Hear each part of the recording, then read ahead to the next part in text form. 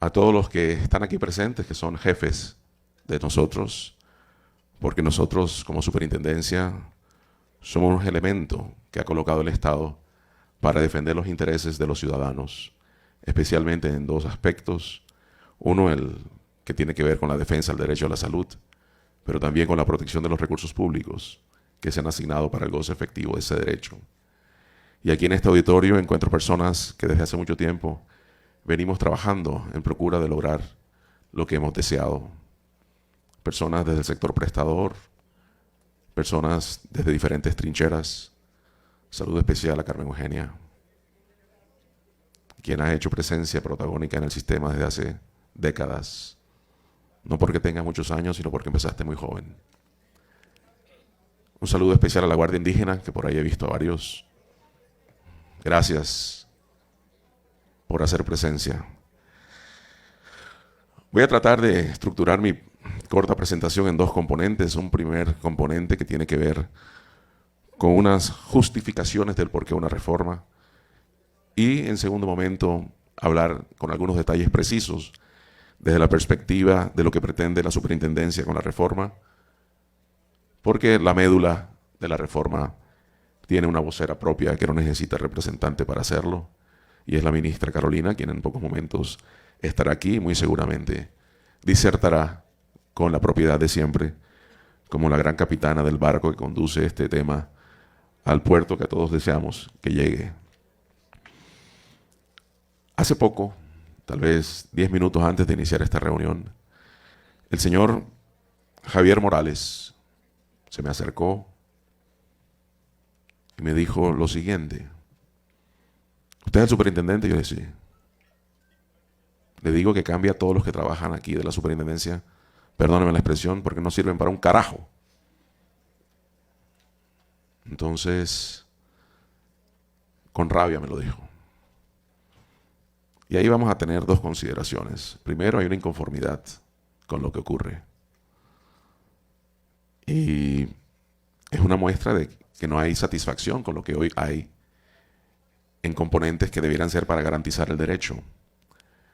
Ya se le explicó que a veces, cuando se expresa sin mucho filtro lo que el corazón piensa, se evidencian errores. El problema no había sido con personas de la superintendencia, sino con la de la gobernación del Tolima. Sin embargo, nosotros nos llevamos ese chaparrón. Y parece que él, como miembro de la Asociación de Usuarios de la 9PS en este departamento, había tenido inconvenientes para lograr un acercamiento con este funcionario de la gobernación y asoció igual a superintendencia. Entonces hay desinformación. Inconformidad y desinformación. Y eso es mucho de lo que está ocurriendo. Ha habido, apreciada Marta, una falsa narrativa que se ha tratado de volver verdad a través de la repetición de una prensa que en muchas ocasiones ha fundamentado sus cuestionamientos a la reforma con información errada, falsa, distante de la realidad. Y eso contribuye a la desinformación que se pretende para no conocer realmente lo que los carteles de color salmón que están hoy en el auditorio dicen, afirmando una identidad y un apoyo hacia un proceso de reforma. Entonces, en el caso territorial del Tolima, voy a mencionar algunas cosas que invitan definitivamente a revisar si queremos seguir así o esto merece un cambio. Antes, debo dedicar un par de líneas a Marta, representante de la Comisión Séptima. Tienes, así como el resto de tus compañeros de comisión, tanto en Cámara como en Senado, además de una responsabilidad, un mega reto. Puedes pasar a la historia porque ayudaste a transformar un país con un gran impacto social a través de esta reforma, o también puedes pasar como una que tuvo la oportunidad de hacerlo y no lo hizo. Creemos en tu capacidad y en la inteligencia de quienes conforman esas comisiones para que desde el Congreso no solamente se entienda una realidad, sino que defienda un cambio. Y entonces, cuando nosotros tenemos realidades innegables, documentadas, no podemos fundamentar las críticas en infundios, en hechos falsos o en argumentos que jamás han salido de la boca de funcionarios del Estado para contrarrestar el impulso inatajable que lleva esta reforma. Por ello, dentro de algunas informaciones básicas que considero pertinente y mi obligación compartir, debo socializar algunas cosas que profundamente preocupan a quien hace la inspección, la vigilancia y el control del sector salud en este país y que tienen su asidero en este departamento. Las personas aquí manifiestan de diferentes maneras su insatisfacción con el sistema de salud que tienen, independiente si están en el régimen contributivo, en el régimen subsidiado o hacen parte de regímenes especiales. Y voy a mencionar algunos números para que le dé credibilidad a mi argumentación, que no debe fundamentarse jamás frente a temas tan sensibles en anécdotas y en imaginarios no comprobables, sino en hechos soportados y verificables. En lo que va del 2022 a la fecha, nosotros tenemos un predominio en el régimen contributivo de la población afiliada a una EPS mayoritariamente, que es Salud Total, y en el régimen subsidiado a la nueva EPS. Eso indicaría que las personas que están allí afiliadas y a todas las demás agencias del aseguramiento deberían tener la plenitud de satisfacción frente a los eventos que han requerido para ser atendidos en salud. Sin embargo, nosotros podemos documentar unos niveles de insatisfacción a partir de las diferentes manifestaciones de reclamos, como son las peticiones, las quejas, las denuncias, y preocupan las que están dándose lugar no solamente en Ibagué, sino en los otros municipios que hacen parte de este departamento, como El Espinal, San Sebastián de Mariquita, Melgar inclusive, pero que algunos están por encima del nivel de insatisfacción del nivel nacional. Eso indica varias cosas. Desde un comportamiento que no es el correspondiente por parte de los aseguradores, eventualmente algún comportamiento que no es el esperado por parte de los prestadores, pero también la pregunta es, ¿dónde está la autoridad territorial de este departamento? Y por ello, nosotros ya en lo que va solamente del presente año, tenemos documentado casi 7,000 quejas en este departamento. Y lo que más preocupa es que con respecto a este periodo de enero y febrero, cuando lo comparamos con el año anterior, ha habido un incremento del 32% en el número de insatisfacciones documentadas a través de nuestros canales comunicacionales. Y lo que más preocupa de esto es que si nosotros revisamos el año 2022 y lo que va de 2023, en este momento del total de quejas que se han interpuesto, el 34.7% ya se salía del tradicional petición, reclamo, denuncia, para entrar en una nueva categoría, que es la de súplicas de vida. Es decir, superintendencia, ayúdenos o nos morimos. Entonces, eso indica que algo tan trascendental como los servicios de salud para garantizar la vida no está cumpliendo el propósito, porque esto es lo que está documentándose a través de este tipo de estadística que llevamos nosotros. No sé si me estás diciendo que tengo el tiempo acabado o me lo colocas en el pecho para apoyarte ahí. Ok. Bien. Sin embargo, porque esto es el insumo para justificar un intento de cambio. Si le quitamos la posibilidad a las personas de saber por qué se amerita un cambio, pues se pierde el tiempo. Y entonces tendríamos que referenciarnos en la anécdota. Y pienso que el superintendente no puede hablar con anécdotas, sino con documentación soportada y verificable. Y creo que los tolimenses quieren saber cómo está su departamento. ¿O no? Y es parte de la participación de la audiencia, para eso venimos. Y dentro de las diferentes motivaciones de insatisfacción, básicamente, estamos enfrentando una cuestión de inoportunidad. Inoportunidad de la asignación de citas para medicina especializada, inoportunidad en la entrega de medicamentos, inoportunidad en la programación de cirugías, inoportunidad en servicios específicos como imagenología y demora en la programación y realización de exámenes diagnósticos y complementación terapéutica. Y eso hace que las personas entonces deban acudir, a pesar que tienen un aseguramiento teórico de protección, a los estrados judiciales en búsqueda de la solución a sus problemas. Y muchas personas solo están accediendo a servicios de salud porque un tercero, un operador de justicia, es que así lo determina, siendo que el 90% de los servicios tutelados hacen parte del plan de beneficios.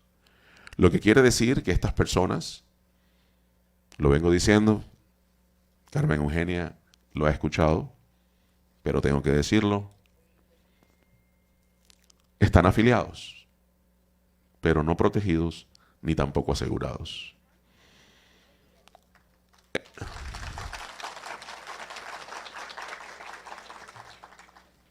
De otra parte, ocurre en el contributivo y ocurre en el subsidiado. Pero que una gran cantidad de colombianos, que quienes se oponen a la reforma quieran minimizar el número de personas, y podrán hacerlo, pero no podrán minimizar el impacto negativo que tiene en la vida de una familia la pérdida de un ser querido por una atención no recibida o una desatención cuando estaba afiliado al sistema. Entonces, Colombia dijo, no más. Y a partir de un movimiento social con iniciativa participativa de muchas entidades y personas, desde hace años se fraguó un sueño. Todos tenemos derecho a soñar, para tener lo que deseamos y no lo que tenemos. Y todos deseamos un sistema de salud que reivindique al derecho a la salud, que nos proteja, que nos permita tener tranquilidad, que cuando vamos a requerir un servicio vamos a recibirlo, pero además a recibirlo de la mejor manera posible. Y entonces tenemos además otros factores, por ejemplo aquí, en el territorio tolimense, donde entidades han prestado servicios de atención en salud a pacientes afiliados a las entidades responsables de pago que administran planes de beneficios e históricamente no les han pagado. Y aquí tenemos una deuda importante tanto en el régimen contributivo como en el subsidiado y tanto con IPS de carácter privado como empresas sociales del Estado. Y de eso puede afirmar mucha historia ANTOC en lo que padecen las ESES donde trabajan quienes hacen parte de esta fuerza sindical. Entonces no es justo que además de no pagarles cuando están activas estas EPS, en los procesos que se surten después ante una intervención o después ante un proceso liquidatorio, no haya tampoco plata para reconocer las acreencias válidas y legítimamente reclamadas. Y sencillamente la respuesta es, no hay con qué. Y esa respuesta, que pasó a ser una anécdota más de este sistema, que esa platica se perdió para quienes debían recibirla, pero se la llevaron quienes usufructuaron indebidamente de esa plata, que es de todos nosotros, porque es pública. El primer mensaje, entonces, los recursos del sistema son públicos. Por lo tanto, nos pertenecen a todos nosotros. Y no es de quien opera esa plata propiedad. La plata es de todos nosotros. Y como tal, tiene asidero y mucha validez lo que al respecto opinó Marta hace unos minutos, que se queda con el proyecto original que se radicó el 13 de febrero, frente a lo que era la administración de los recursos de carácter público a partir de quienes tienen una característica pública igualmente dentro del sistema. No es justo que exista un recurso humano tan valioso que de manera cierta se les llamó héroes de la salud durante la pandemia y que muchos tengan 15, 16, 18 y hasta más años vinculados de manera desvinculada desde la forma como están trabajando en los hospitales, bajo una figura absolutamente lesiva y irrespetuosa, como son las llamadas órdenes de prestación de servicio, sin gozar las prebendas de quienes están en planta. Por eso, la reforma, entre otras cosas, propende por la formalización y tiene garantizados recursos para ello. Además, una gran voluntad política.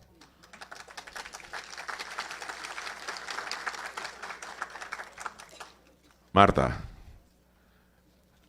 hay que reivindicar a estas personas que nos permiten tener garantizada la atención en salud, aunque no les paguen. Hay que formalizarlas, hay que darles dignidad en su remuneración, hay que crearles figuras de vinculación formales. Y eso lo pide la reforma. Pero también pide que todo el componente preventivo que se requiere y por el cual se paga hoy en el aseguramiento, finalmente llegue a generar un impacto en la atención en salud y efectivamente se prevenga todo aquello que es evitable. Y va aún más allá, y es el componente predictivo. Y por eso el enfoque territorial que pretende este tipo de atención primaria en salud, que muy probablemente la ministra va a explicarles. Pero desde la superintendencia estamos pidiendo básicamente dos cosas, que creo que tienen sentido y no tienen color político desde el concepto de quién defiende este tipo de propuesta. Lo primero, queremos fortalecer el control para efectos que exista el antecedente de la sanción persuasiva y se genere prevención frente a los infractores crónicos. Pero también el rigor de la sanción para quienes se atreven a atentar contra el derecho a la salud de las personas. Y si queremos ir defendiendo el derecho a la salud de las personas, también tenemos que proteger los recursos públicos que permiten garantizar ese derecho. Y por eso estamos pidiendo, de forma resumida, que nos permitan ir detrás de la plata de los bandidos que se llevaron los dineros públicos de la salud en Colombia. La historia reciente ha mostrado que las EPS llegan, se van y no pagan. Y cuando se liquidan, dejan esqueletos, cascarones vacíos, sin recursos para poder honrar obligaciones de personas, de empresas y de todo tipo de proveedores que le sirvieron a estas EPS mientras estuvieron activas.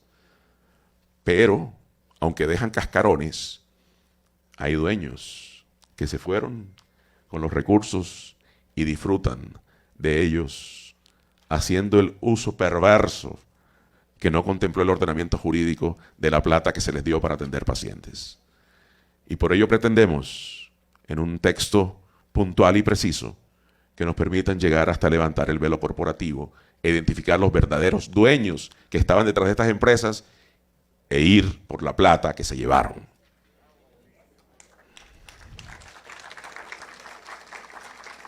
Esto obviamente genera, perdona que me dirija tanto a ti, Marta, pero la responsabilidad, por lo menos de este espacio, la tienes tú en tu capacidad de decisión congresional. Todo eso que he dicho se puede resumir en 80 billones de razones para no perder lo que hoy tienen algunos manejando de manera indebida. Casi que es la real razón para no ir en la vía que llevamos nosotros. Voy a cerrar diciendo lo siguiente. Este es un año de transformación fundamental para el gobierno del presidente Petro. Transformación social. Empezamos con salud, seguimos con lo laboral y el componente pensional. La modificación de un escenario social que debe conducir a acabar con la inequidad que hoy existe. Y vuelvo a decir lo que dije en una pasada audiencia en otra zona del país. Tolimenses, siéntanse tranquilos con la reforma que se ha propuesto porque ha salido desde la participación social. Respeta los principios constitucionales de la Carta Magna del 91 frente a la defensa de los derechos fundamentales y especialmente la salud. Tiene un referente legal que es la Ley Estatutaria de Salud del año 2015. No estamos haciendo nada distinto. No estamos afectando el núcleo del derecho. Estamos defendiendo el derecho a la salud. Y creemos que es nuestra obligación. En un Estado social y democrático de derecho, las personas les asiste el derecho de disfrutar lo que todos anhelamos tener. Por lo tanto, se ha iniciado un proceso con la radicación el pasado 13 de febrero del documento que se conoce hoy como Proyecto de Ley 339 del 2023 y ha empezado un recorrido democrático, que es donde debe darse la discusión, en el escenario donde es, no en el bordillo, no en la esquina, no con infundios, sino con argumentos. Y respetamos las posiciones. No todas las personas tienen la obligación de pensar igual, pero sí todos tenemos la obligación de pensar en los derechos de todos. Y cuando tenemos propósitos comunes alrededor de la defensa de derechos fundamentales, llegamos a consensos, aún desde el disenso, y ahí tenemos que llegar. Mientras tanto, mientras llegamos a ese puerto que queremos finalmente llegar, en lo que tiene que ver con la Superintendencia Nacional de Salud, su superintendencia, estaremos trabajando día a día, hora y hora, procurando que se haga realidad el sueño de todos, la dignidad y el respeto al derecho a la salud, y que todo lo que siempre hemos dicho, deseado, anhelado, se vuelva realidad y deje de ser retórica. Siéntanse tranquilos, la reforma cambia para bien y reivindica un derecho que tiene que ser no solamente respetado, sino dignificado. Mientras tanto, luchemos por la defensa de nuestros derechos. Solo así Colombia será potencia mundial de vida y podremos entre todos vivir sabroso. Muchas gracias.